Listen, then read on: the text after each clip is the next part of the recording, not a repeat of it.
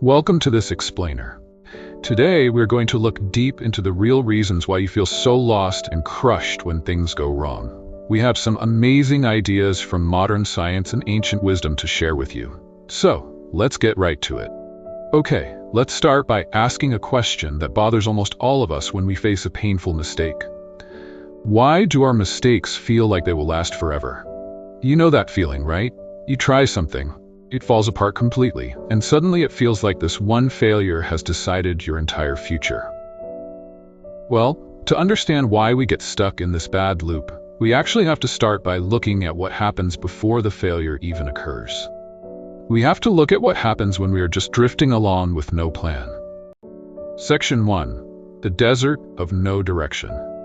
Let's talk about what it feels like to have no direction. Many people think having no goals sounds like freedom. They think it means you can do whatever you want, but actually having no direction feels more like being stuck in a huge, scary desert. In this desert, every single direction looks the same and you don't know which way to walk. Think about it this way. Imagine someone escapes from a very bad place, like a cruel ruler. They think they are finally free. But if they don't have a specific place to go, they just end up wandering in an empty desert. If you drop someone in the middle of a real desert, they don't panic just because they are lost. They panic because there are a million different ways to go, and they don't know which one is right. Your brain works the same way. Your brain gets very anxious when it has no plan. Anxiety is basically your brain's way of saying, I don't know where we are going. Your brain cannot handle having zero direction. It feels too big and too complicated. This explains perfectly why you feel so empty when you don't have a goal. Your brain has a special system for feeling good. This system is built to reward you only when you are moving towards something. It's like a game where you only get points when you get closer to the target. If you have no target, you get no points. Dopamine, which is the chemical in your brain that makes you feel happy and motivated, is not given out just for existing. Your brain only releases it when it sees that the distance between you and your goal is getting smaller. All the good feelings come from the act of moving towards something. So if you are sitting around feeling numb, bored, or super anxious, it is simply because you haven't given your brain a target to chase. You are standing still in the desert, and your brain is sounding the alarm. Section 2. Your brain on failure. Now, let's see how this leads to that massive crash that happens when we actually try to do something, but we fail. There was a very interesting study shown on TED that explained this well. The study found that while beginners really need praise to keep going, a big failure can make people feel so bad that their brains actually stop learning. In this study, people were asked to learn a made-up language using strange symbols. The people who were set up to fail badly in the first round kept failing in the second round, even when the task was made easier for them.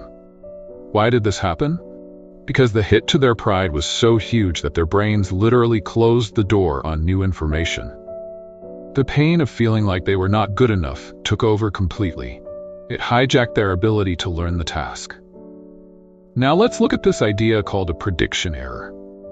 A doctor named Tracy Marks explains this simply as your brain's GPS recalculating after you take a wrong turn. See, your brain is a prediction machine. It always expects things to happen a certain way. But when reality does not match what your brain expected, boom, you feel a sharp drop in happiness. It feels terrible, but actually that bad feeling is just your brain's learning system turning on. It is basically saying, hey, reality doesn't match our map anymore. We need to change our plan. This is a huge opportunity for your brain to grow and change.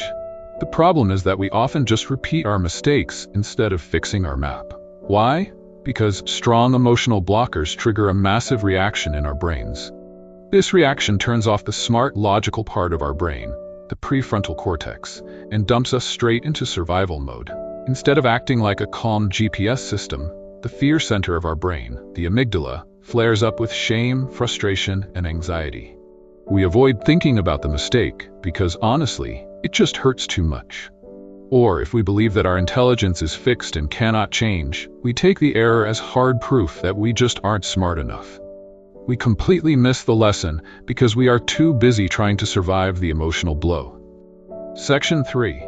Failing versus being a failure. This survival mode pulls us directly into an identity trap that makes moving forward feel almost impossible. You know this exact feeling. You keep refreshing a web page, rereading a rejected letter, or replaying a conversation in your head.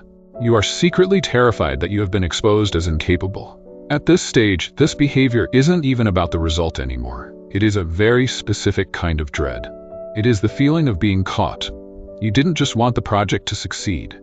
You needed it to succeed to prove something fundamental about who you are. The failure didn't just show that your plan was bad, it made you feel like you are bad. So the most important point here is understanding this huge difference. You have to stop letting your results decide who you are. Think about the contrast. Failing is just a sentence about an event. It means, I tried this and it didn't work. Being a failure, on the other hand, is a permanent sentence you write about your entire self. It means, I am someone who never makes it. If you mix those two things together, you will be constantly paralyzed by the fear that one single wrong move will destroy your entire sense of self. Modern psychology calls this ego protection. It explains perfectly why we delay starting things. Because as long as we haven't actually tried, our comfortable little story about ourselves remains safe and untested. If you never launch that business, or post the video, or take that advanced class, well, you never actually have to find out if you are good at it. You get to keep the comfortable fantasy that you could be great if you just tried. But remember what we talked about earlier. If you stay in the fantasy and never aim at a real, tangible goal, you just end up wandering that anxious, empty desert of having no direction. You trade the pain of failure for the pain of emptiness. Section 4. How to fix mistakes. The video game retry. So how do we actually break this cycle of ego protection and process our missteps without falling into total despair? An expert named Thomas Frank suggests a brilliant approach. We have to get some emotional distance, do our damage control, and then analyze the mechanics of the failure, rather than just blindly throwing ourselves at it again. Think about playing a video game. When your character falls into a pit of spikes for the 10th time, you don't sit there and question your worth as a human being. You don't say, I am a terrible person. You just figure out, oh, I needed a running start to jump over that gap. And then you try again, but smarter.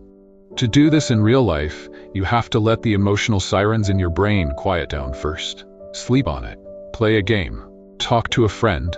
Once your logic finally takes back over, you can treat your real-life failure with that exact same cool-headed engineering mindset. To do this effectively, Dr. Tracy Marks provides an awesome 4-step mental debugging process to clean up our faulty thinking and bypass that whole brain hijack. Step 1. What was your prediction? Surface those hidden assumptions you had. What did you think was going to happen? Step 2. What are the plain facts of what actually happened? No judgments here, just the facts. What really occurred? Step 3. Where was the disconnect? Was your expectation totally wrong? Did you expect something that wasn't realistic? Step 4. What is one small, manageable shift you can practice next time? Walking through these specific steps forces your logical brain to stay online. It literally rewires your brain to treat mistakes as useful data instead of existential threats. It turns a tragedy into a lesson.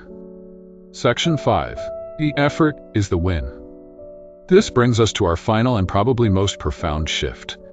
We need to turn to ancient philosophy to fundamentally change how we look at effort. Thousands of years ago, a holy book called the Bhagavad Gita taught a warrior named Arjuna a very important lesson. Arjuna was terrified of fighting a battle because the potential outcome threatened to destroy everything he loved. He was worried about winning or losing and who would die. The answer he received wasn't a comforting guarantee of victory. It was a serious reality check.